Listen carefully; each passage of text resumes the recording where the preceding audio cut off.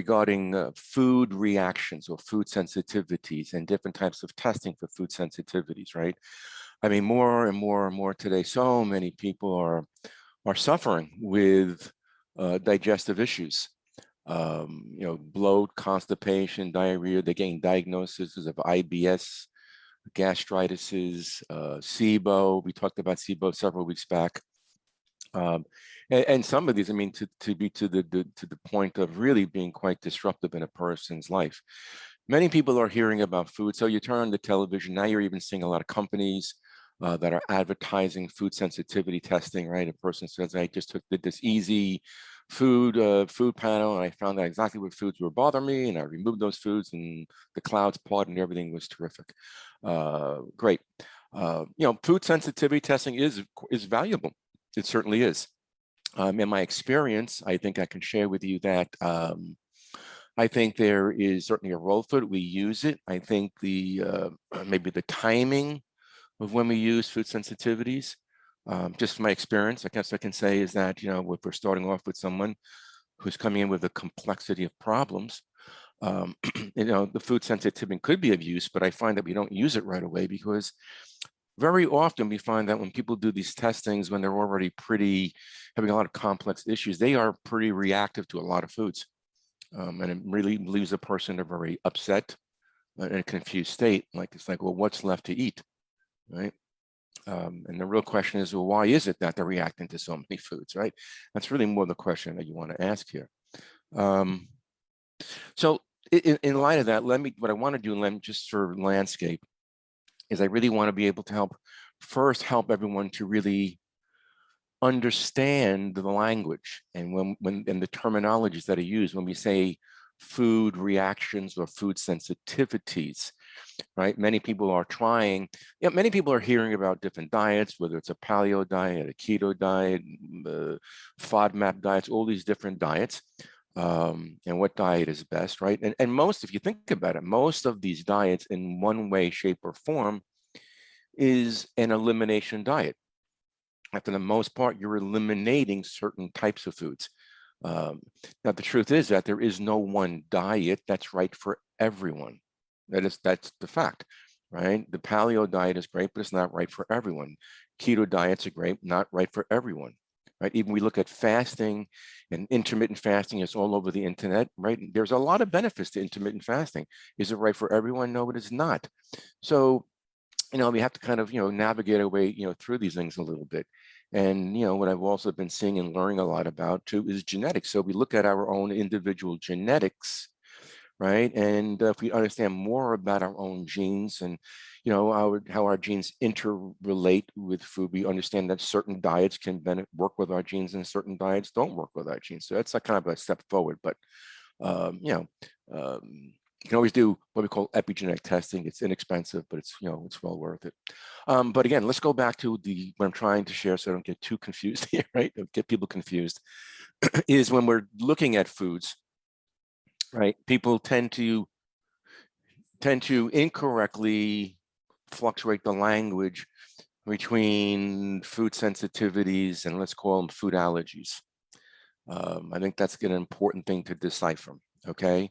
So in order to help understand it, I'm going to just bring up an image while we have the shared screen. Where is that image? If I can find it.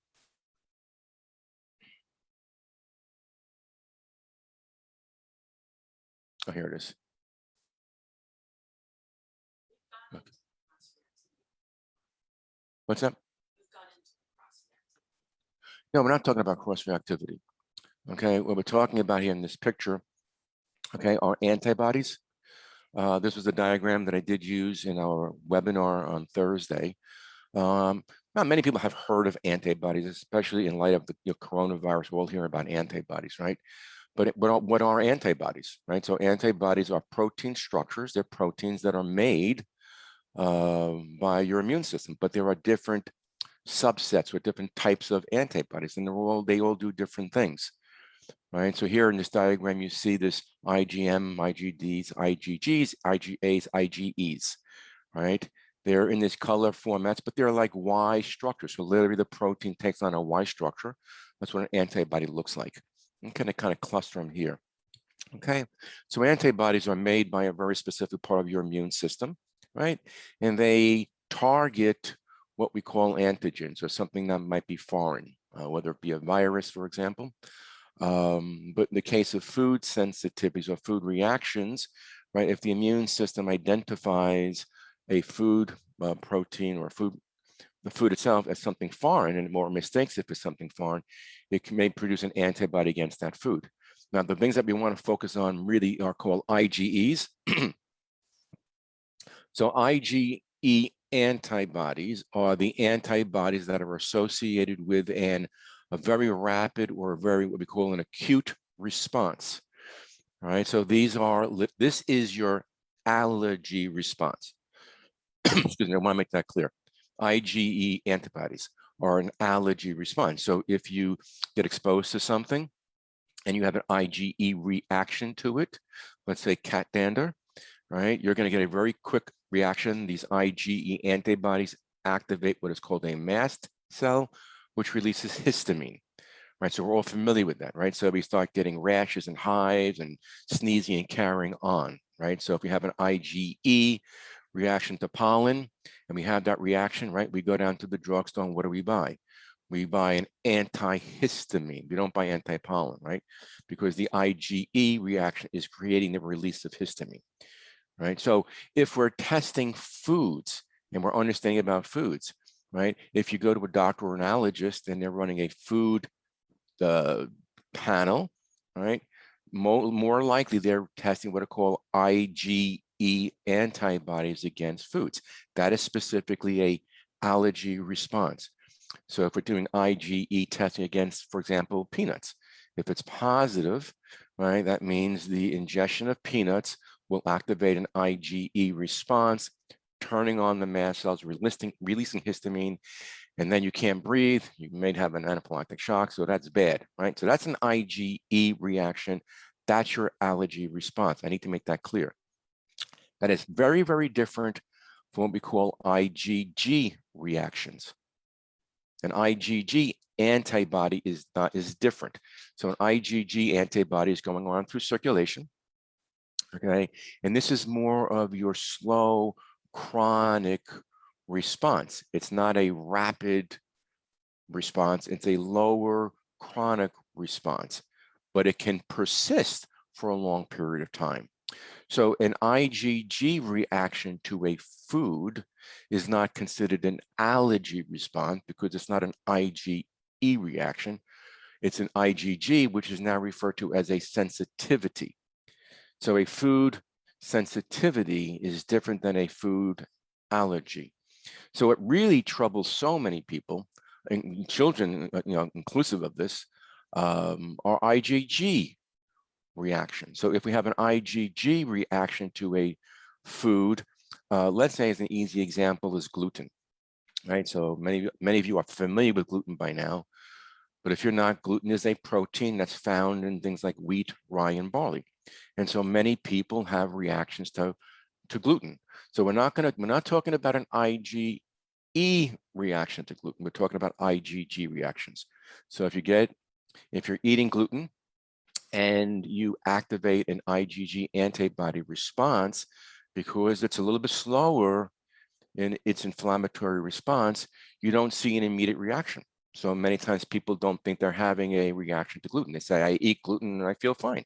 They say, I eat gluten and I don't have any gastric distress, right? But what's most common is that it's a delayed reaction.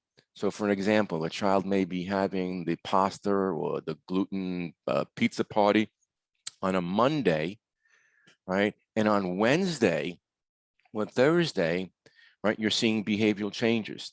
There's moods, there's whatever it might be, outbursts, the teacher's calling, the parents saying, take your child home, they're out of control, blah, blah, blah. And so the parent is not making connections to the pizza they ate 3 days ago. That's a delayed reaction. So IgG reactions are way more prevalent throughout our society than IgE reactions. So when we're really talking about food sensitivity testing, right, is we're looking at IgG testing. So in lab settings, right, when we want to do these things, we want to test IgG reactions to foods. Now, let's just, so from, let me just separate for a second then, all right? Because there are different ways to go about doing things, if I can just say that, right? So many people can just, without laboratory testing, do what we call elimination diets, right? So they can just start to eliminate foods that they're suspect of, or maybe even better yet, categories of foods. More is better, right? You're removing categories of foods, right? That they are suspect that might be a problem, whether it be dairy or grains and those things of that nature, right? And you can take it out for a period of time. And again, what's a period of time? Well, that's the question, right? Should it be 10 days? Should it be 30 days? It all depends on how reactive a person is to that food. But the longer that it's taken out, the better, right? And then at some point, they can bring those foods back in and just assess if they're getting any kind of reactions. That's what you call the elimination and reintroducing phase of things. That's self-testing.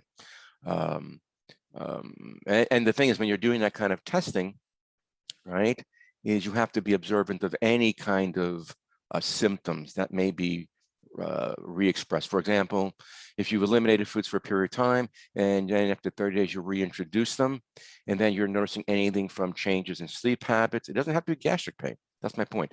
It doesn't have to be gastric pain.